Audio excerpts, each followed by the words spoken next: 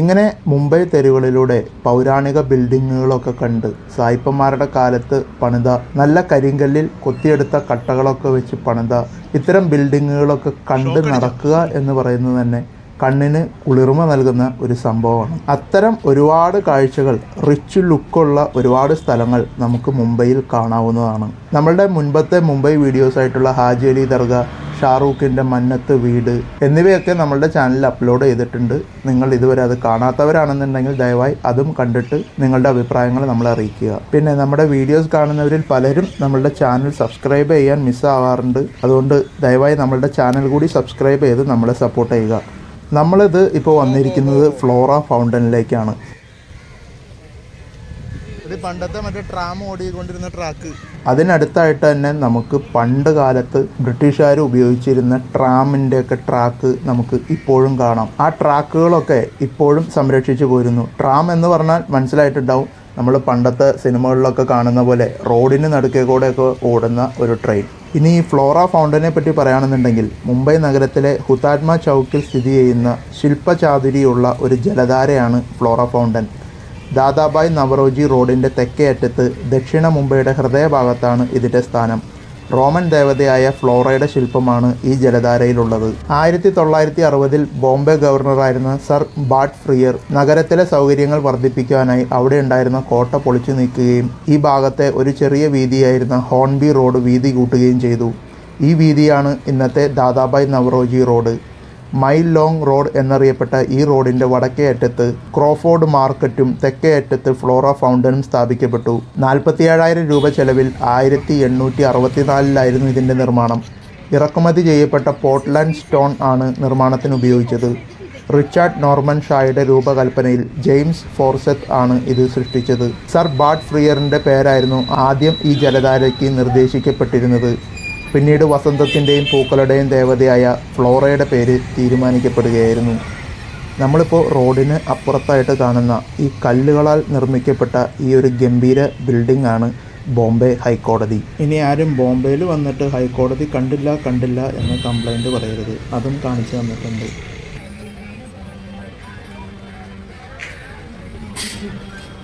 നമ്മളിപ്പോൾ വന്നിരിക്കുന്നതാണ് church gate pedestrian subway. ഈ subway നമ്മളെ ലീഡ് ചെയ്യുന്നത് ചർച്ച് ഗേറ്റ് റെയിൽവേ സ്റ്റേഷനിലേക്കാണ്. അത് ലോക്കൽ ട്രെയിൻസിനായിട്ടുള്ള ഒരു സ്റ്റേഷനാണ്. മുംബൈ നഗരത്തിൻ്റെ നാനാഭാഗത്തേക്ക് ട്രാൻസ്പോർട്ടേഷനായിട്ട് പലരും ഈ ഒരു ചർച്ച് ഗേറ്റ് റെയിൽവേ സ്റ്റേഷനെ ഉപയോഗിക്കുന്നുണ്ട്. ഈ സബ്വേയിൽ നമുക്ക് ഒരുപാട് തരത്തിലുള്ള ചെറിയ ചെറിയ കളിപ്പാട്ടങ്ങൾ മുതൽ വസ്ത്രങ്ങൾ മുതൽ ഒരുപാട് പല വിധത്തിലുള്ള ചെറുകിട കച്ചവടക്കാരെ നമുക്ക് കാണാം. കച്ചവടക്കാർ നിരവധി ഉള്ളതുകൊണ്ട് തന്നെ പല ഐറ്റംസും വളരെ ചീപ്പ് റേറ്റിൽ നമുക്ക് ലഭിക്കുന്നത് കൊണ്ടും തന്നെ ഒരുപാട് ആളുകൾ ഇവരെ അപ്രോച്ച് ചെയ്യുന്നുണ്ട്. അതുകൊണ്ട് തന്നെ നമുക്ക് നല്ലൊരു തിരക്കും ഇവിടെ എപ്പോഴും അനുഭവപ്പെടും.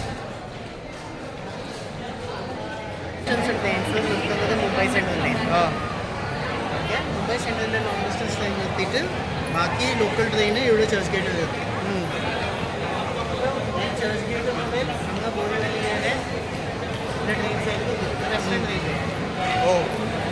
അടുത്തത് നമ്മൾ പോകുന്നത് കമല നെഹ്റു പാർക്കിലേക്കാണ്. അവിടെയാണ് നമ്മളുടെ തംബ്നെയിലിൽ കാണിച്ചിട്ടുള്ളത് പോലെയുള്ള ആ ബൂട്ട് ഹൗസൊക്കെ സ്ഥിതി ചെയ്യുന്നത്. മുംബൈയിലെ ഹാങ്ങിങ് ഗാർഡൻ കോംപ്ലക്സുകളുടെ ഒരു ഭാഗം തന്നെയാണ് കമല നെഹ്റു പാർക്ക്. 16,000 ചതുരശ്ര മീറ്റർ വിസ്തൃതിയുണ്ട്, ഏകദേശം 4 ഏക്കർ. മുംബൈ മലബാർ കുന്നിൻ്റെ മുകളിലാണ് ഇത് സ്ഥിതി ചെയ്യുന്നത്. ഗ്രേറ്റർ മുംബൈയിലെ ഹൈഡ്രോളിക് എഞ്ചിനീയർമാരുടെ മുനിസിപ്പൽ കോർപ്പറേഷനാണ് ഇത് വികസിപ്പിച്ചത്. മുംബൈയിലെ പ്രധാന പൂന്തോട്ടങ്ങളിലൊന്നായ ഇത് കുട്ടികൾക്കും ടൂറിസ്റ്റുകൾക്കും ജനപ്രിയമാണ്. ഇതിന് താഴെയുള്ള മറൈൻ ഡ്രൈവ് കാഴ്ചകൾ ക്വീൻസ് നെക്ലേസ് എന്നും അറിയപ്പെടുന്നു. There was an old woman who lived in A shoe എന്ന ഗാനം ഈ ഒരു ബൂട്ട് ഹൗസ് നിർമ്മിക്കപ്പെടുന്നതിന് പ്രചോദനമായിട്ടുണ്ട്. മുൻ BMC പരിസ്ഥിതി ഓഫീസറും 15 വർഷത്തെ VJTI വൈസ് പ്രിൻസിപ്പളും നീറി ഡയറക്ടറുമായ സോളി ആസിവാലയാണ് കമല നെഹ്റു പാർക്കിലെ ഓൾഡ് വുമൺ ഷൂ ഡിസൈൻ ചെയ്തത്.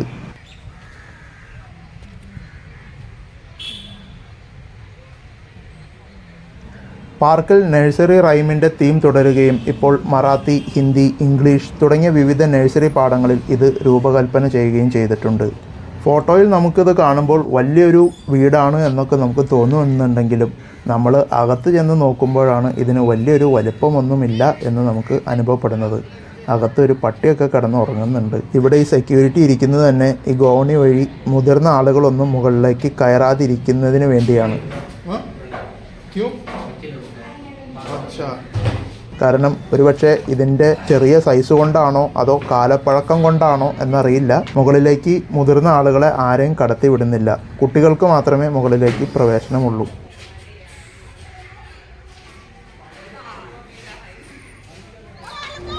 1952 1952 ഈ കമല നെഹ്റു പാർക്കും ഈ ബൂട്ട് ഹൗസും പൊതുജനങ്ങൾക്കായിട്ട് തുറന്നു കൊടുക്കപ്പെട്ടത്. ഈ ബൂട്ട് ഹൗസ് മാത്രമല്ല, ഇതിനോട് ചേർന്ന് ഇതിന് ചുറ്റുമുള്ള ഗാർഡനും കാണേണ്ട ഒരു കാഴ്ച തന്നെയാണ്. എങ്ങും പച്ചപ്പ് തുളുമ്പി നിൽക്കുന്ന ഈ ഒരു പ്രദേശം മുംബൈ നഗരത്തിനുള്ളിലാണ് എന്ന് വിശ്വസിക്കുക അല്പം പ്രയാസമുള്ള കാര്യമാണ്. പിന്നെ കാണേണ്ട ഒരു സ്പോട്ടാണ് ഇത്.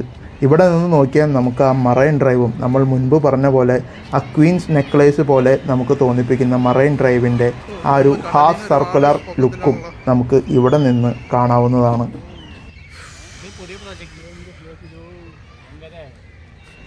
എപ്പോഴും ലഭിച്ചുകൊണ്ടിരിക്കുന്ന നല്ല കാറ്റും നമുക്ക് നല്ലൊരു കുളിർമ നൽകുന്നു.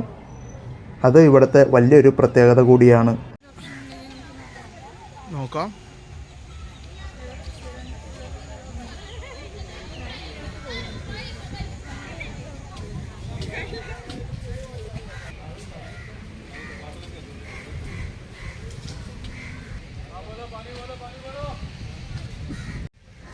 ഇതിനോട് ചേർന്ന് തന്നെയാണ് ഈ ഒരു viewing gallery, Pramod Navalkar viewing gallery എന്നറിയപ്പെടുന്ന ഈ ഒരു ഒബ്സർവേറ്ററി സ്ഥിതി ചെയ്യുന്നത്. ഇവിടെയും ബിൽഡിങ്ങിന് ചുറ്റും പച്ചപ്പ് കൊണ്ടും ചെടികൾ കൊണ്ടും നിറഞ്ഞു നിൽക്കുന്നു.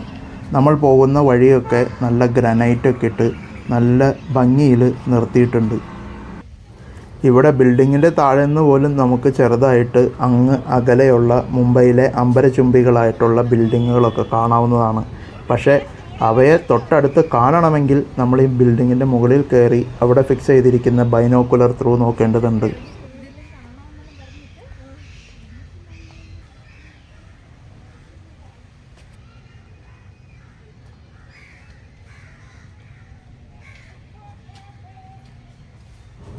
നമ്മൾ അകത്ത് കയറുമ്പോൾ അവിടുത്തെ വാളുകളിൽ മുംബൈയെ മുംബൈ ആക്കി മാറ്റിയ ചരിത്ര പ്രസിദ്ധമായ ഫോട്ടോകൾ ഒക്കെ കാണാവുന്നതാണ്.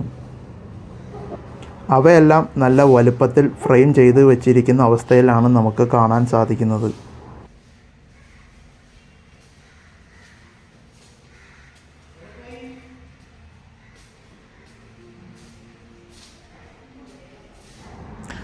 മുകളിലേക്ക് പോകാൻ ലിഫ്റ്റ് ഉണ്ട്. പക്ഷേ നമ്മളുടെ അഹങ്കാരം ഇത്തിരി കൂടിയായിരുന്നു. അന്ന് സ്റ്റെപ്പ് പിടിക്കാമെന്ന് വിചാരിച്ചു. ലിഫ്റ്റ് എടുത്താൽ മതിയായിരുന്നു. അങ്ങനെ സ്റ്റെപ്പ് കയറി പോയപ്പോഴാണ് ചോദിച്ചത് ഇനി എത്ര കയറാനുണ്ടെന്ന്. അപ്പോഴാണ് മനസ്സിലാക്കിയത് അതൊരു മണ്ടൻ തീരുമാനമായിരുന്നെന്ന്. മര്യാദയ്ക്ക് ആ ലിഫ്റ്റിൽ കയറി പോയാൽ മതിയായിരുന്നു. പക്ഷേ എന്നാലും നമ്മൾ കീഴടങ്ങാൻ തയ്യാറല്ല. നമ്മൾ വിജയകരമായിട്ട് ആ സ്റ്റെപ്പുകൾ കയറി നമ്മൾ എത്തേണ്ട ആ ഒരു സ്പോട്ടിലേക്ക്, നമ്മളുടെ ആ ഒരു വ്യൂവിംഗ് ഗാലറിയിലേക്ക് നമ്മൾ എത്തിയിരിക്കുകയാണ്. ഒന്ന് കിതച്ചു എന്നുണ്ടെങ്കിലും പാതി വഴിയിൽ ലിഫ്റ്റിൽ കയറാൻ എൻ്റെ മനസ്സ് അനുവദിച്ചില്ല. ഇതും ഒരു എക്സ്പീരിയൻസ് ആണല്ലോ. ഇവിടെ നമുക്കിതാ ഇങ്ങനെ നിരത്തി വെച്ചിരിക്കുന്ന ഈ ബൈനോക്കുലേഴ്സിലൂടെ നോക്കിയാൽ നമുക്ക് അവിടെ ബീച്ചിലെ കാഴ്ചകളായിക്കോട്ടെ, അങ്ങ് അകലെ നിൽക്കുന്ന വലിയ വലിയ ബിൽഡിങ്ങുകളായിക്കോട്ടെ, അവയെല്ലാം നമുക്ക് വളരെ അടുത്ത് കാണാൻ സാധിക്കും. ചുരുക്കം പറഞ്ഞാൽ എത്രയും അകലെ നിന്ന് പോലും ബീച്ചിലെ കുളി സീനും നമുക്ക് ഇവിടെ നിന്ന് കാണാം.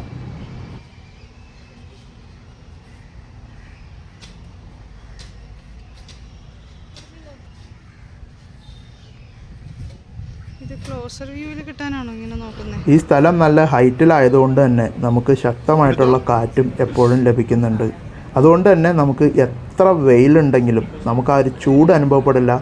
നമ്മളൊരിക്കലും ടയേർഡ് ആവുകയില്ല. നമ്മളുടെ ആ ഒരു എനർജി അങ്ങനെ തന്നെ നമുക്ക് കൊണ്ട് നടക്കാൻ സാധിക്കും. അഥവാ ഒന്ന് ചെറുതായിട്ട് ടയേർഡ് ആയിട്ടുണ്ട് എന്നുണ്ടെങ്കിലും അതൊന്നും പുറത്ത് കാണിക്കാനും നിൽക്കണ്ട. അടുത്തത് നമ്മൾ പോകുന്നത് ഹാങ്ങിങ് ഗാർഡൻസിലേക്കാണ്. ഉച്ചസമയം ആയതുകൊണ്ട് തന്നെ നല്ല ഒന്നാന്തരം വെയിൽ നമുക്ക് കിട്ടുന്നുണ്ട്. തണലുള്ളിടത്തൊക്കെ ഓൾറെഡി ഓരോ കപ്പിൾസ് സ്ഥാനം പിടിച്ചിട്ടുമുണ്ട്. അവർക്കും വേണ്ട ഒരു എൻജോയ്മെൻറ്റ്. ഇതൊക്കെ കാണുമ്പോൾ നമുക്ക് പെട്ടെന്ന് കോഴിക്കോടുള്ള സരോവരം പാർക്ക് ഓർമ്മ വരും. അതിൻ്റെ വീഡിയോ കാണാത്തവരാണെന്നുണ്ടെങ്കിൽ നമ്മുടെ ചാനൽ സന്ദർശിച്ചാൽ മതി, ലഭിക്കും. ഇനി നമുക്ക് നന്നായിട്ടൊരു ഫുഡ് അടിക്കണം. അതിനുവേണ്ടി ടേസ്റ്റ് ഓഫ് കേരളയിലേക്കാണ് നമ്മൾ വെച്ച് പിടിക്കുന്നത്. തുടർന്നുള്ള കാഴ്ചകൾ തുടർന്ന് വരുന്ന വീഡിയോസിലൂടെ ലഭിക്കുന്നതായിരിക്കും. അപ്പോൾ ഇന്നത്തെ വീഡിയോയിൽ നമുക്ക് ഇത്രയൊക്കെ പറയാനുള്ളൂ. നമ്മളുടെ വീഡിയോസ് ഇഷ്ടമാകുന്നുണ്ടെങ്കിൽ ലൈക്ക് ചെയ്യുക, ഷെയർ ചെയ്യുക. സബ്സ്ക്രൈബ് ചെയ്യാത്ത സുഹൃത്തുക്കൾ നമ്മുടെ ചാനൽ സബ്സ്ക്രൈബ് ചെയ്ത് നമ്മളെ സപ്പോർട്ട് ചെയ്യുക. അഥവാ നമ്മുടെ വീഡിയോസ് ഇഷ്ടമാകുന്നില്ലെങ്കിൽ തീർച്ചയായിട്ടും ഡിസ്ലൈക്കും ചെയ്യാവുന്നതാണ്. സബ്സ്ക്രൈബ് ചെയ്യുന്നതിനോടൊപ്പം തന്നെ ആ ബെൽ ബട്ടൺ കൂടി എനേബിൾ ചെയ്ത് വെച്ചെങ്കിൽ മാത്രമേ നമ്മളിടുന്ന വീഡിയോസ് ഉടനടി നിങ്ങളിലേക്ക് എത്തുകയുള്ളൂ. കൂടാതെ നമ്മളുടെ വീഡിയോയെ പറ്റിയുള്ള നിങ്ങളുടെ വിലയേറിയ അഭിപ്രായങ്ങൾ നമ്മളെ കമൻറ്റ് ബോക്സിലൂടെയും അറിയിക്കുക. നിങ്ങളുടെ കമൻറ്റുകൾ നമുക്ക് ഒരു പ്രചോദനം തന്നെയാണ്. അപ്പോൾ ഇതിലും മനോഹരമായ മറ്റൊരു വിശേഷവുമായി നമുക്കിനി അടുത്ത വീഡിയോയിൽ കാണാം. Thanks for watching.